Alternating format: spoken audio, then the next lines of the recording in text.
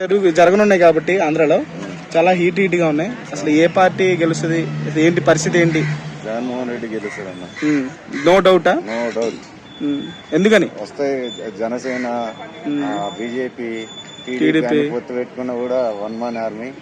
కావాలనే షర్మిలను కాంగ్రెస్ లో దించారు. ఎవరు చంద్రబాబు దించింది. ఈ రేవంత్ రెడ్డి తోటి ఆమెకు వచ్చింది అదంతా. కంపల్సరీ ఏదేమైనా జగన్మోహన్ రెడ్డి సీఎం.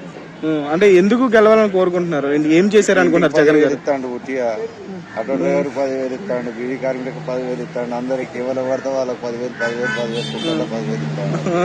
బరాబర్ గెలుస్తాడు. అలా ఇస్తే గెలిచేస్తారా? ఇక ఏం చేద్దాం, పైసలు కదా అన్న. ఇక్కడ కూడా నడిచేది ఏం నడుస్తుంది? దళిత బంధు అన్నాడు, 10 లక్షలు ఇచ్చిండు.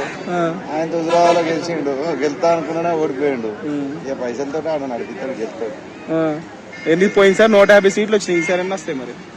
150 సీట్లు తెలంగాణలో ఎన్ని ఉన్నాయి? 119 ఉన్నాయి కదా. ఏమన్నాడు కేసీఆర్? 119కి 100 నాయ అన్నాడా? ఆడ 150కి 175, 175కి 145 దాకా వస్తాయి అన్న.